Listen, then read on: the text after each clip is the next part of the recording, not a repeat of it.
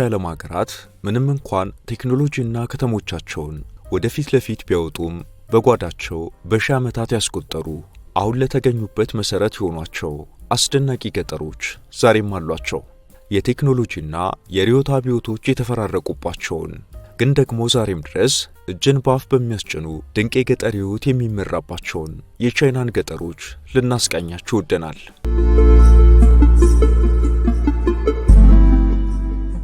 ጸሐፍት ቻይናን እንደ ሀገር ለመረዳት መጀመሪያ ገበሬዋን የገጠሩን ኑሮ ከመነሻ ታሪኩ አንስቶ መረዳት ያስፈልጋል ይላሉ። የቻይና ስልጣኔ ለበርካታ ዓመታት የቆመው በቢጫ ወንዝና በያንግትዜ ወንዝ ዙሪያ በሚታረሱ የእርሻ መሬቶች ላይ ነው።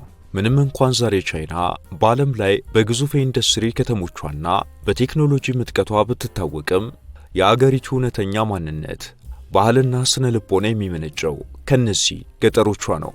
የቻይና ገጠር ማህበረሰብ ከጥንታዊው የፊውዳል ስርዓት ተነስቶ በኮሚኒስት አብዮት አልፎ ዛሬ ወደ ዲጂታል ዘመን የተሸጋገረ እጅግ ውስብስብና ተለዋዋጭ ሕይወትን ያሳለፈ እንዲሁም እየመራ ያለ ማህበረሰብ ነው። የቻይና ገጠር ማህበረሰብ መሰረቱ ቤተሰብ ነው። እነዚህ ሰዎች ጋር ግለሰባዊነት ዋጋ የለውም። በወግ ታሪካቸው መሰረት በቻይና ገጠር አንድ ሰው የሚለካው በቤተሰቡና በዘራረጉ ነው። የዘራረግ መዋቅር በአንድ መንደር ውስጥ የሚኖሩ ሰዎች አብዛኛውን ጊዜ የአንድ አያት ዘሮች ናቸው። ይህ የጋራ ደም ትስስር መንደሩን እንደ አንድ ትልቅ ቤተሰብ እንዲንቀሳቀስ ያደርገዋል። ለታላላቆች መታዘዝ፣ ለወላጆች ፍጹም ታማኝ መሆንና ማህበራዊ ስምምነትን መጠበቅ የእሴታቸው ዋና አካል ነው። እነዚህ እሴቶች ዛሬም ድረስ በገጠሪቱ ቻይና የሕግና የደንብ ያህል ተጽዕኖ አላቸው።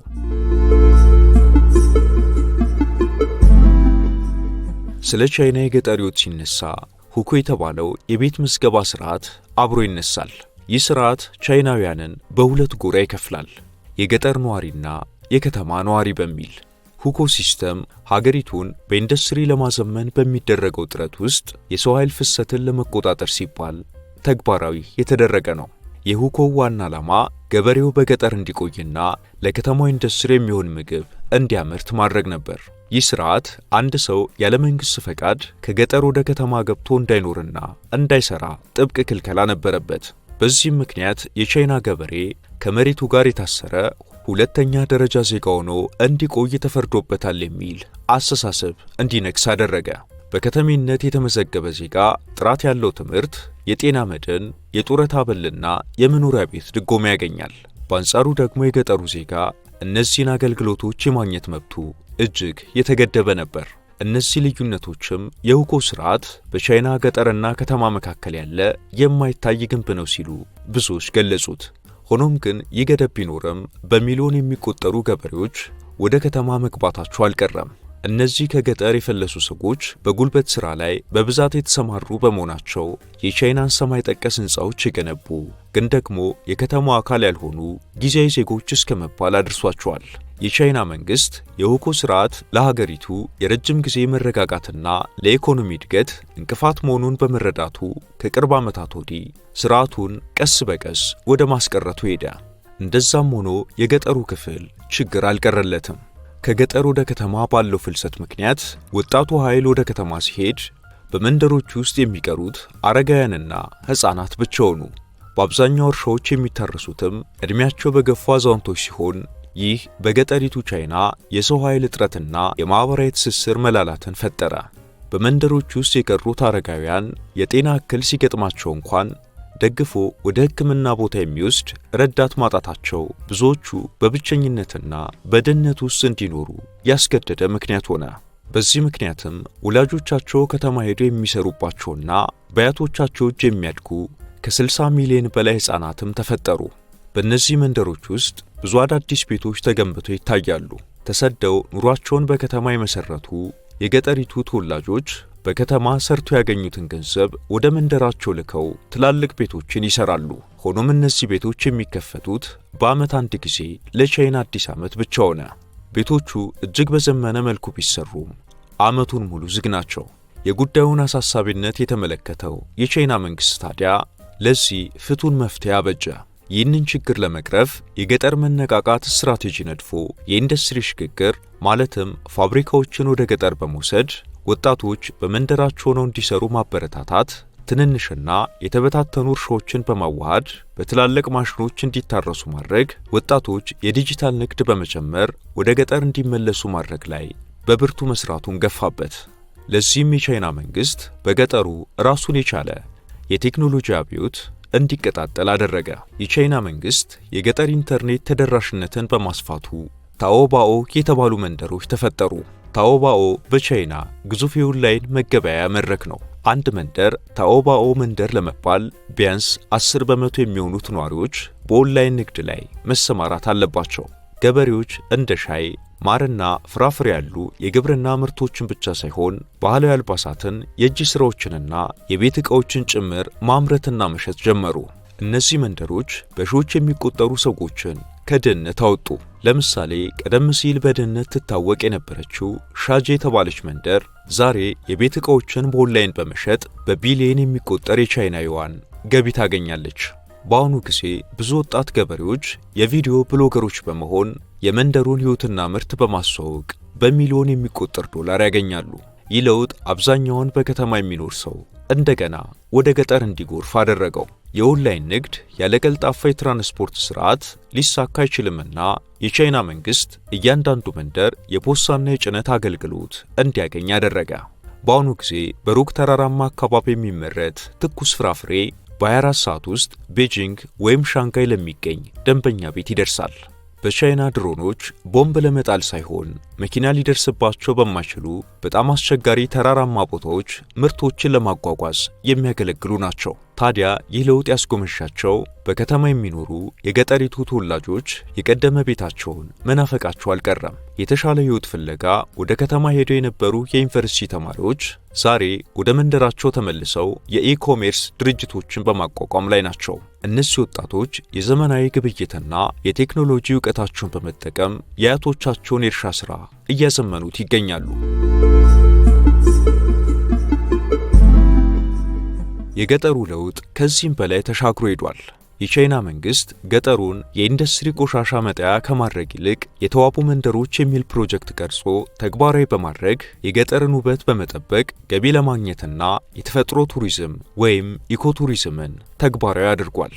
ይህ የቻይና የገጠር መነቃቃት ስትራቴጂ እንደ አውሮፓ አቆጣጠር በ2017 የተጀመረና እስከ 2050 ድረስ የሚቆይ ግዙፍ ሀገራዊ ዕቅድ ነው። ዋና ዓላማው በከተማና በገጠር መካከል ያለውን የኑሮ ደረጃ ልዩነት ማጥበብና ግብርናን ማዘመን ነው። ታዲያ በእነዚህ ተፈጥሮን በሚያናግሩ የኑሮ ጠበብቶች ዘንድ ትምህርት የሚዘነጋ ጉዳይ አይደለም። ትምህርት ቤት የእውቀት ማዕከል ብቻ ሳይሆን መንደሩ ከዘመናዊ ዓለም ጋር የሚገናኝበት ድልድይ ነው። ዛሬ አብዛኞቹ የገጠር ትምህርት ቤቶች ከፍተኛ ፍጥነት ያለው ኢንተርኔት አላቸው። በከተማ ያሉ ታዋቂ መምህራን በቪዲዮ ቀጥታ ስርጭት ለገጠር ተማሪዎች ትምህርት ይሰጣሉ። መንደሮች እርስ በርሳቸው ስለሚራራቁ ብዙ ሕፃናት በትምህርት ቤት ግቢ ውስጥ አዳሪ ሆነው ይማራሉ። ይህ ደግሞ ዝቅተኛ የኑሮ ደረጃ ላላቸው ቤተሰቦች ለሕፃናቱ እንደ ሁለተኛ ቤት ያገለግላቸዋል። እነዚህ ሰዎች መነሻቸውን የሚረሱም አይደሉም። ተማሪዎች ከመደበኛው ትምህርት ጎን ለጎን በትምህርት ቤቱ የአትክልት ስፍራ ውስጥ ዘመናዊ የግብርና ዘዴዎችን በተግባር ይማራሉ። በቻይና የገጠር አካባቢዎች የአትክልት ስፍራዎችም የመኖሪያዎቻቸው ሌላ መልክ ናቸው። ይህ አትክልት ስፍራ ለገበሬው የውበት ምንጭ ብቻ ሳይሆን የምግብና የመድኃኒት ማከማቻውም ጭምር ነው። በእነዚህ አትክልት ስፍራዎች የማይነጣጠሉ 3 ነገሮች አሉ። አንድ የቻይና የገጠር አትክልት ስፍራ ያለ እነዚህ 3 ነገሮች አይሟላም። ውሃ ቀዳሚው ነው። በኩሬያቸው ውስጥ አብዛኛውን ጊዜ አበባና አሳዎች ይኖራሉ። ድንጋይ ሁለተኛው ነው። ድንጋዮች ተራራን ይወክላሉ። ትላልቅና ቅርጽ ያላቸው ድንጋዮች የጥንካሬና የቆይታ ምልክት ሆነው በአትክልቱ ውስጥ ይቀመጣሉ።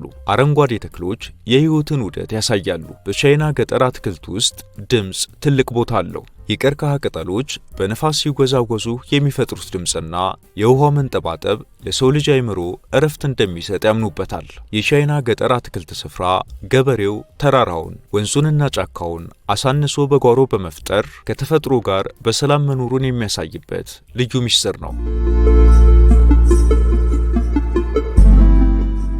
የቻይና ገጠራማ ስፍራዎች ማህበረሰብ ከቴክኖሎጂው ምጥቀት ባሻገር ለሺህ ዓመታት በኖሩበትና ዛሬም ድረስ ደማቅ በሆኑ ባህላዊ ስነ ስርዓቶች ውስጥ የተቃኘ ነው። እነዚህ የገጠሪቱ ቻይና ባህላት የሰው ልጅ ከተፈጥሮ ከቤተሰብና ከሞቱት አያቶቹ ጋር ያለውን ጥልቅ ትስስር የሚያሳዩ ትርኢቶች ናቸው። ጥቂቶቹን እናንሳ። ገበሬዎች በቀለማት ያሸበረቁ ልብሶችን ለብሰውና ፊታቸውን ተቀብተው ጥንታዊ የጀግንነት ታሪኮችን በከፍተኛ ድምጽ ይዘምራሉ። በመቶዎች የሚቆጠሩ ወንዶች ወገባቸው ላይ ከበሮ አስረው በጋራ የሚደንሱበት ትርኢት አንሳዊስ ድራም ይባላል። ይህ ጭፈራ መሬት የተትረፈረፈ ምርት እንድትሰጥ እንደሚያደርጋት በገበሬዎች ይታመናል። በአንዳንድ የቻይና የገጠር አካባቢዎች ደግሞ ሰርግ የደስታ ብቻ ሳይሆን የጨዋታ መድረክ ነው። ሙሽራው ወደ ሙሽሪት ቤት ሲመጣ የሙሽራዋ ጓደኞች በሩን ዘግተው የመግቢያ ክፍያ እስካልሰጣቸው ድረስ አያሳልፉትም። ከዚህ ሌላም ሙሽራው የተለያዩ አስቂኝ እንቆቅልሾችን እየተጠየቀ እንዲፈታ ይገደዳል። ልደት በቻይና የገጠር ማህበረሰቦች ባህል ከምግብ ጋር የተያያዘ ነው። በልደት ቀን የሚቀርበው ኑድል የተባለ ምግብ በጣም ረጅም መሆን አለበት። ኑድሉን በሚመገቡበት ጊዜም እንዳይቆረጥ ጥንቃቄ ይደረጋል። ምክንያቱም የኑድሉ ርዝመት የባለ ልደቱን የዕድሜ ርዝመት ያመለክታል ተብሎ ስለሚታመን ነው።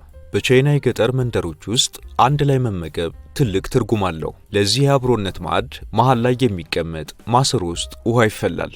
የሚፈላው ውሃ ውስጥም እያንዳንዱ ሰው የፈለገውን አትክልትና ስጋ እየጨመረ ይመገባል።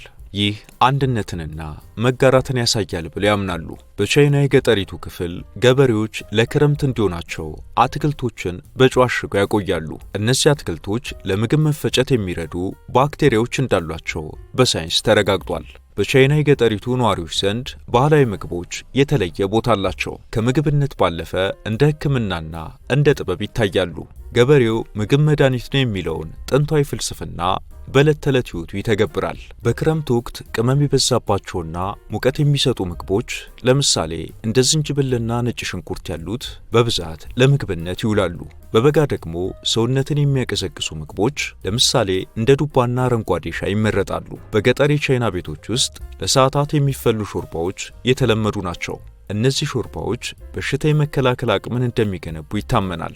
በእነዚህ መንደሮች ሻይ መጠጥ ብቻ ሳይሆን ማህበራዊ ትስስር ነው። በተራራማ አካባቢዎች የሚበቅለው ኦሎንግ ሻይ ለምግብ መፈጨት ይረዳል። በእነዚህ መንደሮች ሻይ ከመጠጥነት ይልቃል። በደቡባዊ ቻይና ገበሬዎች ከሻይ ቅጠል ዘይት ያወጣሉ። ይህ ዘይት ለቆዳ ጤንነትና ለልብ በሽታ መድኃኒት ተብሎ በከፍተኛ ዋጋ ይሸጣል። ብዙዎቹ አረም ተብሎ የሚታሰቡ ተክሎች በቻይና ገበሬዎች ዘንድ እንደ መድኃኒት ይፈለጋሉ። ለምሳሌ ዳንዴሊዮን የተባለ ተክል ለጉበት ጤንነት በሻይ መልክ ተፈልቶ ይጠጣል። በአንዳንድ አካባቢዎች ደግሞ የንብ መርዝ ለመገጣጠሚያ ህመም እንደ ሕክምና ያገለግላል። እንዲሁም የደረቁ የፍራፍሬ ልጣጮች ማለትም እንደ ብርቱካን ልጣጭ ያሉት ፈጽሞ አይጣሉም። ከዛ ይልቅ ለዓመታት ተቀምጠው ለሳል መድኃኒትነት ጥቅም ላይ ይውላሉ።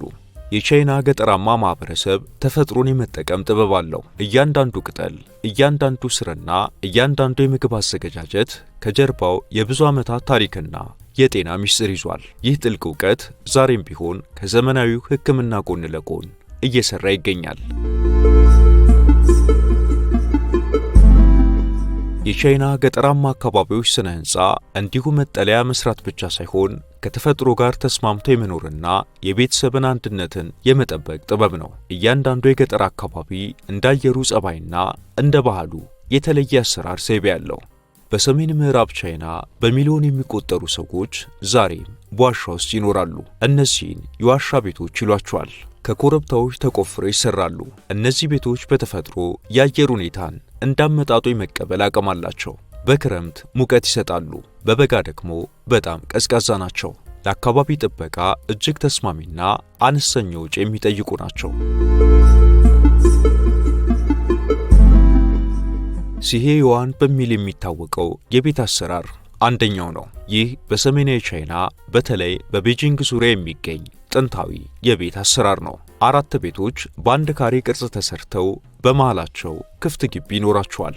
መሃል ላይ ያለው ግቢ የቤተሰቡ ማህበራዊ ሕይወት ማዕከል መሰባሰቢያ ነው። ይህም ግላዊነትን ለመጠበቅና ከውጭ የሚመጣን አቧራማ ነፋስ ለመከላከል ይረዳል። ዋናው ቤት ለቤተሰቡ አስተዳዳሪ አያት ወይም አባትና እናት የሚሰጥ ሲሆን የጎን ቤቶቹ ለልጆች ይሰጣሉ። ቱሎ የተባሉት የቤት አሰራሮች ደግሞ የፉጂያን ምሽግ ቤቶች በሚል ቅጽል ስም ይታወቃሉ። በደቡባዊ ቻይና የሚገኙት እነዚህ ቤቶች በዓለም ቅርስነት የተመዘገቡ አስደናቂ ግንባታዎች ናቸው። እስከ 5 ፎቅ የሚረዝሙና ከጭቃና ቀርከሃ የተሰሩ ናቸው። እነዚህ ቤቶች በአንድ መንደር ውስጥ ናቸው። እስከ 800 የሚደርሱ የአንድ ዘር ሐረግ አባላት በአንድ ላይ ይኖሩባቸዋል። ዋናው ዓላማቸው ከሌቦችና ከጠላት ጥቃት ራሳቸውን ለመከላከል ነው። ታሪክ እንደሚያወሳው የቻይና ገጠራማ ስፍራዎች በ20ኛው ክፍለ ዘመን ታላላቅ ለውጦችን አሳልፈዋል። ከ1949 እስከ 1976 የነበረው የማኦ ዘመን ቻይናን ወደ ሶሻሊስት ስርዓት ለመቀየር የተደረጉ ከፍተኛ ማህበራዊ፣ ፖለቲካዊና ኢኮኖሚያዊ ለውጦች የታዩበት ነበር። በወቅቱ መሬት ከባለቤቶች ተነጥቆ ለገበሬው ተከፋፈለ። በኋላም ህዝባዊ ማህበራት ተመስርተው ገበሬው በጋራ እንዲያርስና ምርቱን ለመንግስት እንዲያስረክብ ተገደደ። ይህ ዘመን የገጠሩን ማህበረሰብ እኩልነት ቢያመጣም ምርታማነትን ግን በእጅጉ ቀንሶት ነበር። ምክንያት ከተባለ ገበሬዎቹ የለፉበትን ምርት ለመንግስት እንደሚያስረክቡ ስለሚያውቁት የሥራ ሞራል አልነበራቸውም። ይህ ዘመን ታዲያ በ1976 ማኦ ሲሞቱ አብሯቸው አከተመ። ከሳቸው በኋላ የመጡት ዴንግ ዚያኦፒንግ ሀገሪቱን ወደ ኢኮኖሚ ማሻሻያና ክፍት የንግድ ስርዓት መሯት። በዚህ ስርዓት ገበሬው መሬቱን ተከራይቶ እንዲያርስና የተረፈውን ምርት በገበያ እንዲሸጥ ተፈቀደ። ይህ ለውጥ በታሪክ ታይቶ የማይታወቅ የኢኮኖሚ እድገት በገጠሩ አመጣ። ዛሬ ላይ የቻይና ገጠራማ አካባቢዎች ማህበረሰብ በትላንትናው ባህልና በነገው ቴክኖሎጂ መገናኛ መንገድ ላይ ይገኛል። የገጠሩ ማህበረሰብ አሁንም የቻይናን ቁልፍ ስፍራ የሚወክል ነው። አብራችሁን ስለቆያችሁ እናመሰግናለን። ላይክ እና ሰብስክራይብ በማድረግ እንዲሁም የተሰማችሁን ኮሜንት ላይ በማስፈር አጋርነታችሁን እየጠየቅን በዚህ ጉዳይ ላይ ቢሰራ የምትሉት ቢኖር ሁሌም ዝግጁ ነን። የዛሬውን አበቃን። በያላችሁበት ሰላም